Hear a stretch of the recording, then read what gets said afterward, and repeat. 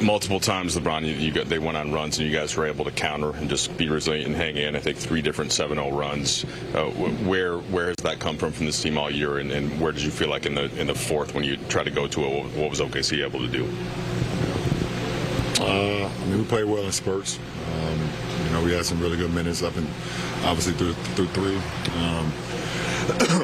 We was able to take a 5-point lead in the third quarter, and then they made a run, obviously. In the fourth quarter, they kept scoring. They were really good, but exploiting matchups and things of that nature. But we had a good game plan. We tried to execute that close to 48 minutes. I just didn't get it done. Them forcing turnovers is what they do better than anybody. You guys know you have to not turn the ball over. When a team is that good at it, what is it? Just you have to be that much sharper, and then how does that play out in these first 2 games? I don't know. We've had opportunities. I think offensively we've had some really good looks. Some of them haven't went down, gotten to the paint. We've had some turnovers. Today it wasn't that many where it was like careless turnovers. Some of them was being aggressive, and be okay with that. When we spoke to JJ post-game, he was pretty irate about the officiating. We saw you have some discourse with the refs as the game went on. How do you feel like the officiating was a factor in those runs that they were able to put together, find a rhythm together? We're down 2-0. JJ said that of all superstars that you have the worst whistle that he's ever seen. Why do you think that is? I don't know. When you were talking about that run in the third quarter, SGA goes out with his 4th foul, 10:50 left. You guys are up 5. And then, I guess, without SGA on the floor, the MVP, they go on that big run. Why has the non-SGA minutes in this series so far not gone the way you guys want? Are they not good when he's not on the floor? Yeah, you guys were minus 12. No, I'm saying, are they not still good when he's not on the floor? They're better than when he's off there. So they're just doing what they've been doing, right? But what are your conversations like? You one of the stars of this league. When you talk to referees, were the conversations back with you, interchange, anything at all that as you satisfied with their answers? No. What's your bet? That'd be all right. You guys obviously are down 2-0 here.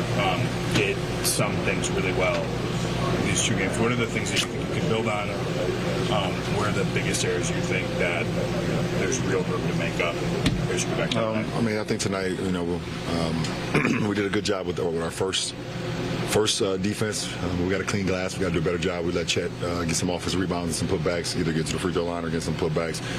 Versus a team like that, you can't, give up second chance points. We did a great job in the Houston series of, as the series went on, of being better at that. So we got to do a better job of hitting, and not allowing them to get second chance points. We're able to hold a team like that to a first stop. I think we can get better at that. Are those baskets, especially when you're playing a team where you have to be so close to perfect, like are those like extra deflating, like the game plan? Yeah, they can be. It all depends when it happens, at what point in the game it happens. So they can be. What did you see from Austin? He had a playoff career high. I know the game doesn't go in your guys' favor, but him getting in a role offensively, what were you saying from him? Austin being Austin.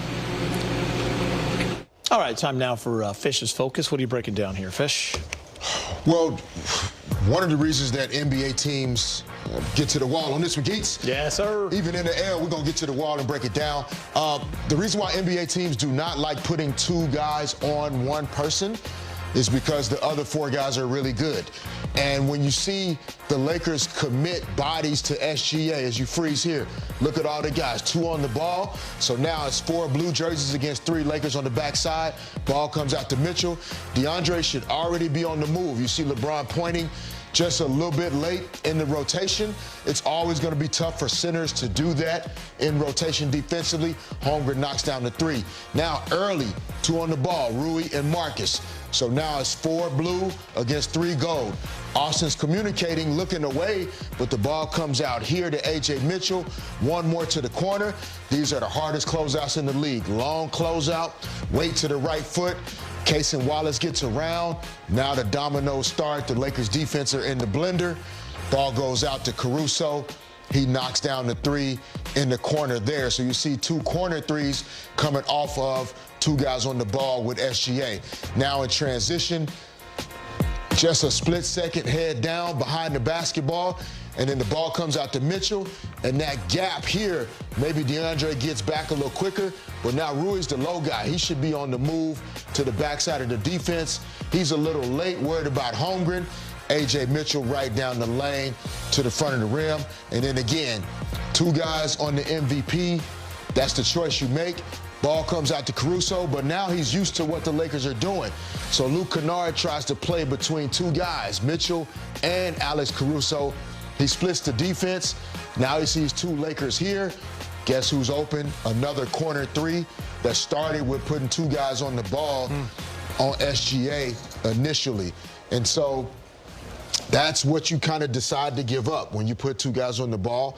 And the OKC, they have a roster that not only do they make the right plays coming out of those situations, but they're also converting those open threes and open shots when they get those chances. I know it's just a handful of plays, but it's a great breakdown, big game, and it shows you like how the Lakers are defending SGA. But as Fish mentioned, the dominoes fall. Just all, every little like misstep, or whether you don't get back in time, or you take one wrong, step, or you don't close out fast enough, they make you pay.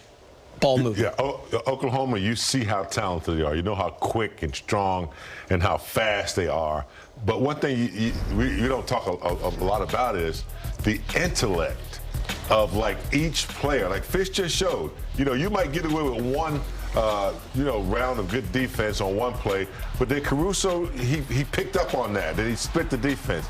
That's nothing but intellect and patience and, just looking at film and kind of knowing what your options are. That makes them even tougher, Geeter. They're talented, they play well, they're also a very intelligent basketball team, and they make you pay for not mistakes, but they make you pay for little adjustments that you make, and they're able to pick them up and, benefit off of it. It's a tough team to play against. It really is. I mean, those are offensive, high IQ basketball plays that then they blend with elite high basketball IQ defensive plays. And so when a team is this balanced, you can't make some of the mistakes that the Lakers have made thus far in 2 games. And that's just the margin for error is much smaller when you're playing against the best. Speaking of that balance, here it is, A.J. Mitchell and Jared McCain, just 2 of the guys. Now, you're talking about the 6th man most of the year in A.J. Mitchell and Jared McCain, who came over in a trade and was the 12th man for a moment.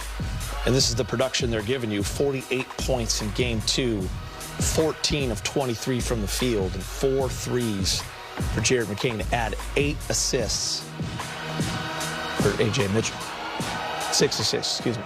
All right, Austin Reeves and the Lakers are heading home to L.A. down 2-0 to the Thunder. Coming up, we'll hear from Austin and look ahead to Game 3 later in Access.